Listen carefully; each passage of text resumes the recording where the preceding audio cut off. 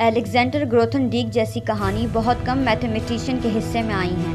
انہوں نے نہ صرف فیلڈ میڈل جیتا بلکہ عربک جیومیٹری کا رخ مکمل طور پر بدل کر رکھ دیا، اور پھر جب وہ اپنی طاقت اور مہارت کے عروج پر تھے وہ سب کچھ چھوڑ کر چلے گئے۔ زندگی کی آخری 2 دہائیاں انہوں نے ایسولیشن میں گزاریں۔ یہ سمجھنے کے لیے کہ انہوں نے ایسا کیوں کیا ہمیں ان کے ماضی پر جانا ہوگا۔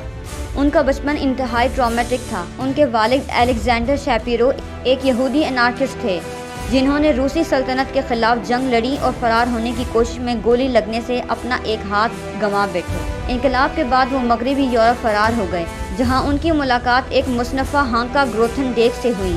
ہانکا اس وقت شادی شدہ تھیں، لیکن شاپیرو نے ان کے شوہر سے مشہور جملہ کہا، میں تمہاری بیوی چرا لوں گا، اور انہوں نے ایسا ہی کیا۔ ان کا بیٹا الیگزینڈر گروتھنڈیک مارچ 28، 1928 کو برلن میں پیدا ہوا۔ جب وہ 5 سال کے ہوئے تو نازی برسر اقتدار آ گئے۔ ان کے والدین پیرس فرار ہو گئے اور انہیں ہیمبرگ کے قریب ایک فوسٹر فیملی کے پاس چھوڑ گئے۔ انہوں نے بعد میں دکھ بھرے لہجے میں یاد کیا، میں نے خود کو جلد بازی میں ایک اجنبی خاندان کے پاس پایا۔ 6 سال تک ان کی ماں نے انہیں بامشکل کوئی خط لکھا اور والد نے تو کبھی کوئی خط لکھا ہی نہیں۔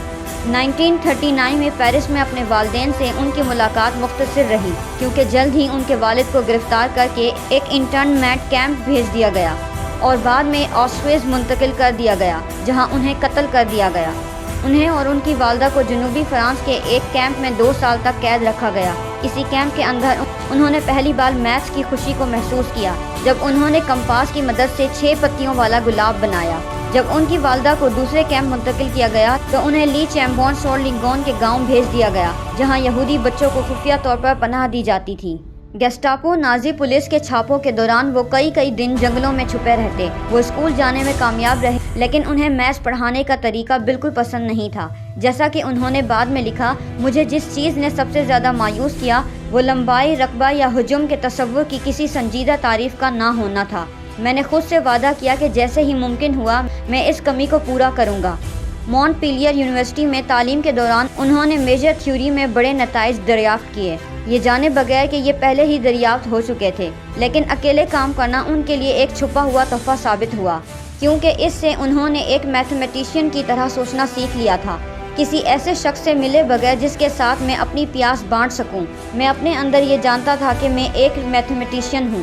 انہوں نے اپنی اعلیٰ تعلیم پیرس میں جاری رکھی، جو فرانس میں میتھس کا مرکز تھا، اور پھر وہ نینسی چلے گئے، جہاں وہ میتھس میں تو خوب چمکے، لیکن ان کی ذاتی زندگی بکھر گئی۔ جس بورڈنگ ہاؤس میں وہ اور ان کی والدہ رہتے تھے، وہاں کی مالکن سے ان کا بیٹا ہوا جس کا نام سرج تھا۔ پی ایچ ڈی مکمل کرنے کے بعد انہیں ملازمت کے حصول میں مشکل پیش آئی، کیونکہ وہ اسٹیٹ لیس تھے۔ وہ فرانسیسی شہریت حاصل کر سکتے تھے، لیکن ایک پیسیفسٹ ہونے کے ناطے انہوں نے لازمی فوجی سروس سے انکار کر دیا۔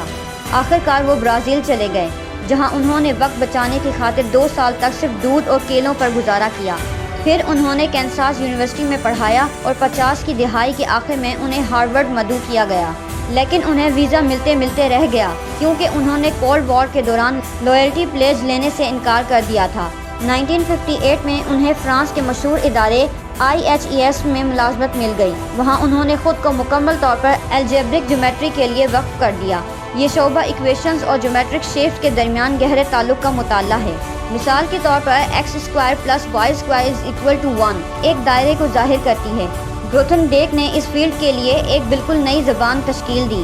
ان کی 1800 پیج پر مشتمل تصنیف EGA نے الجبرک جیومیٹری کو ایک یونیفائڈ ڈسپلن میں تبدیل کر دیا، جسے آج ہم جدید ریاضی کہتے ہیں۔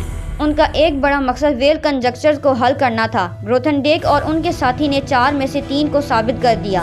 سب سے مشکل حصہ ریمن ہائپوتھیسس کا جیومیٹرک ورژن تھا۔ گروتھنڈیک مسائل پر براہ راست حملہ کرنے کے قائل نہیں تھے۔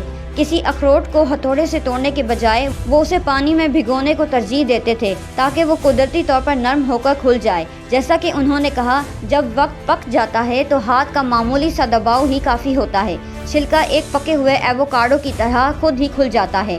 1974 میں آخری قیاس کو ان کی شاگرد پیری ڈیلگ نے ثابت کیا، مگر مئی 1970 میں 42 ایئرز کی عمر میں انہوں نے اچانک IHES سے استعفیٰ دے دیا۔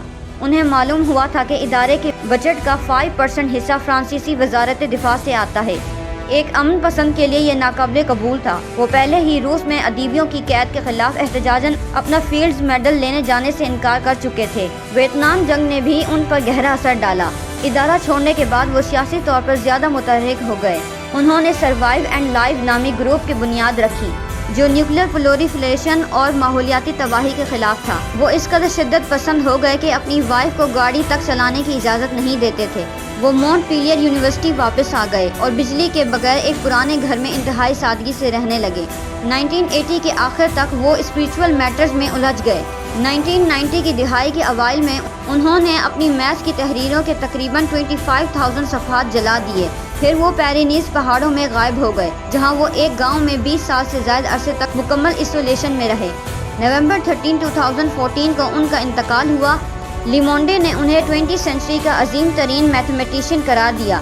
ان کی بنائی ہوئی بنیادوں نے الیپٹک کرو کرپٹوگرافی کی راہ ہموار کی، وہ میتھ جو آج آپ کے اسمارٹ فون، بینکنگ اور کرپٹو کرنسیز کو محفوظ بناتی ہے۔ یہ ایک تضاد ہے کہ جس شخص نے طاقت اور اداروں سے منہ موڑ لیا، اسی کی میتھ پر آج پوری ڈیجیٹل دنیا کھڑی ہے۔